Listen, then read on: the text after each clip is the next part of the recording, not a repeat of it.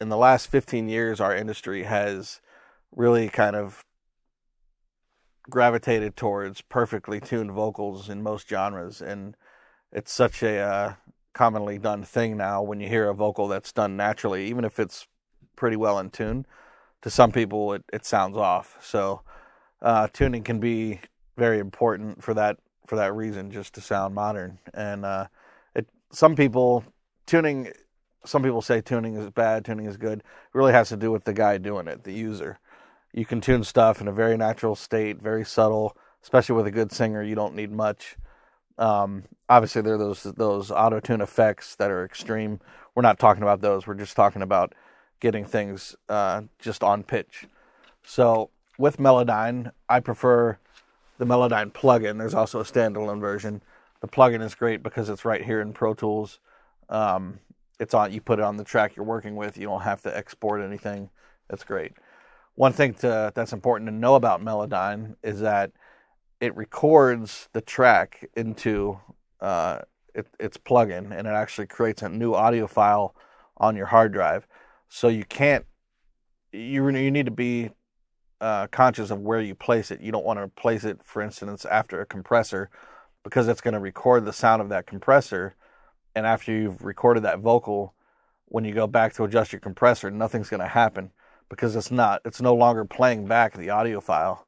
Let me show you a quick thing of what I mean. I like to have a little bit of music. Some people get distracted by drums and stuff. So if you just put in bass, which will have the tonic or grand piano, just something to give you a solid bass to listen to, so you're not just going by the lines when you're tuning. You make it musical. I have the whole track in here, but I like to lower it so I just kind of hear it in the background.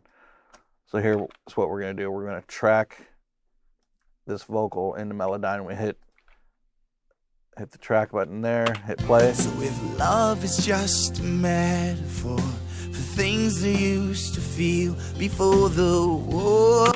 So I'm going to show you. Check this out.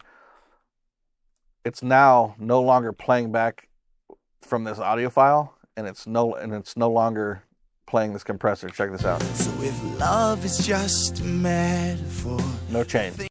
And in fact, I can actually even delete this audio. Love is just a metaphor. It's still there because it's playing back its new Melodyne generated audio file. So that's why you want to make sure Melodyne is the first plugin in the series. So now that it's there, now our compressors afterwards, actually don't need that, I'm going to get rid of it, but make sure the Melodyne is first and you won't have any problems.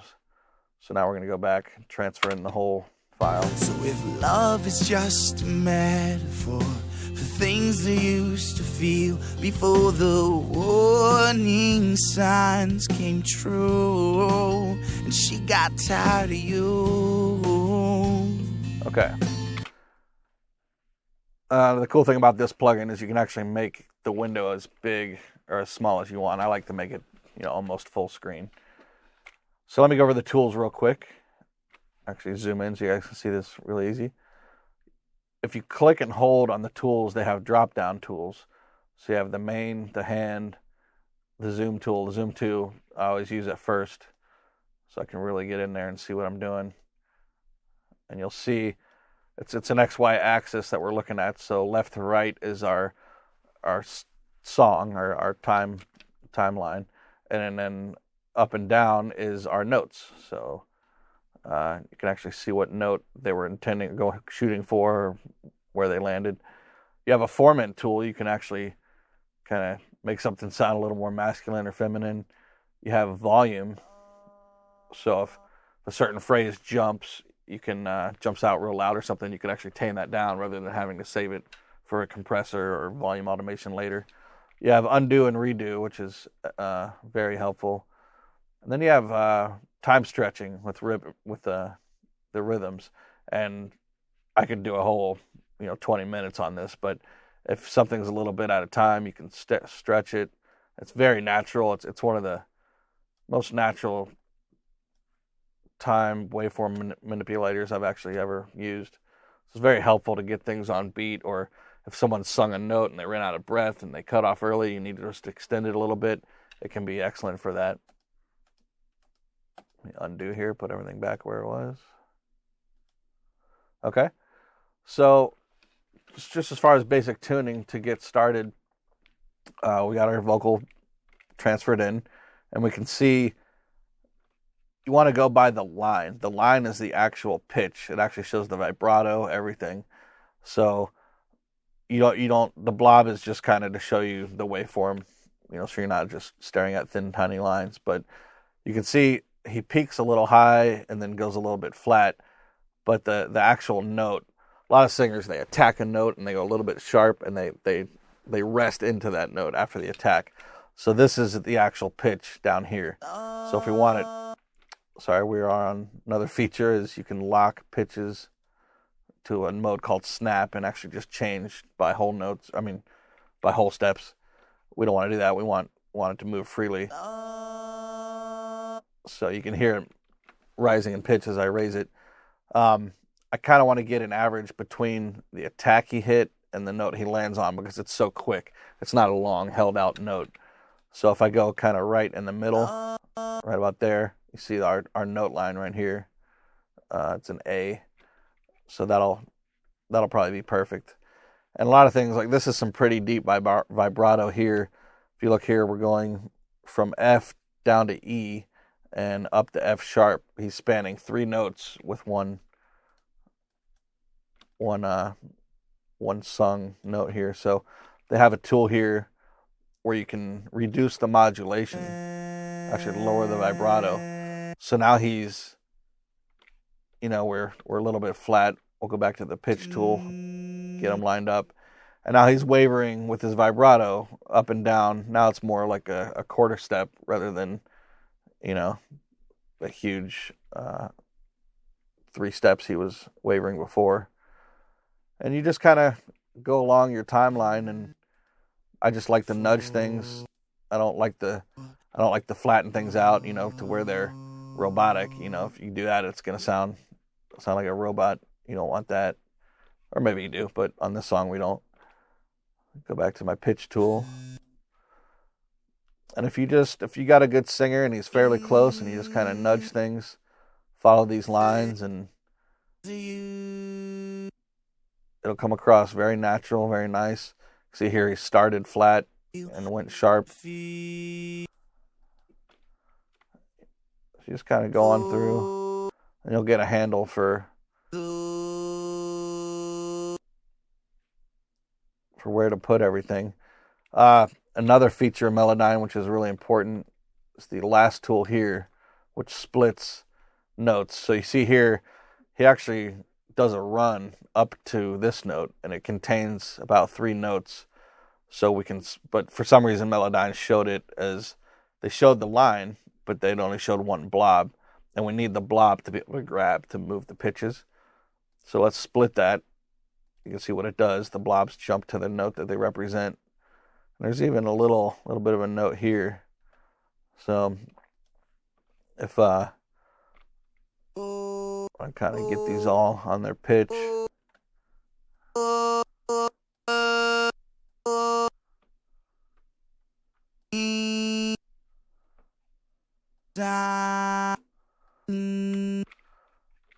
The great thing about having the Melodyne plugin versus the standalone is I can kind of go through this, do a once over, go back to mixing, go back to doing more recording, and it's just going to stay here, so I can come back and tighten it up later. So if love is just a metaphor for things they used to feel before. So it's a lot better.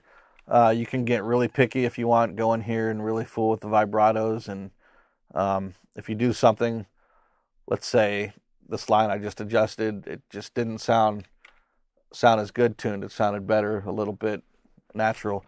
So you can go here and you can actually revert to, you go to reset parameters. You can reset your modulation, your pitch, and another feature with Melodyne is drift. Some notes, see if I can find a good one here. Maybe this one here. It might see how he gets flatter here than he is over here. True. You can use drift, and it's not gonna, where modulation will adjust how much vibrato. This keeps all the same amount of vibrato. It just kind of teeter-totters the line over the course of the note. So if they start to go sharp at the end, you can teeter that back, and you can even get real specific in there, and you could split something and just work on one part. So if I split here, and then I want to pitch drift just this one line, I can do that.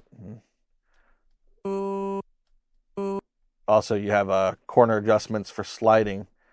Slide down to that next note. You just go to the corner. It'll show you this kind of X-shaped icon, and that would be a very steep, abrupt step down, where that will glide more. So especially the genres like rock music, where a lot of singers glide into every note, and you don't want to get rid of that, as it'll sound very robotic. You might have to fool with those gliding parameters while you're tuning. That's pretty much it. There is an auto mode if a singer's really close and you just want to highlight, big section. We can actually zoom out here and we can highlight everything and hit this. You drag. You see it's moving everything to the pitches that it's supposed to be. The only problem is if the singer's a little rougher, it could drag it to the wrong pitch. So sometimes if you want to do a quick tuning job, you can use auto mode, but then go through and make sure it got everything right. Just listen down, and as you're listening, just nudge up and down. But if you really want to get a vocal to sound natural and perfectly in tune without sounding, like someone did the auto mode, you just go through and use those techniques I showed you, and you should be very happy with the results. Thank you very much.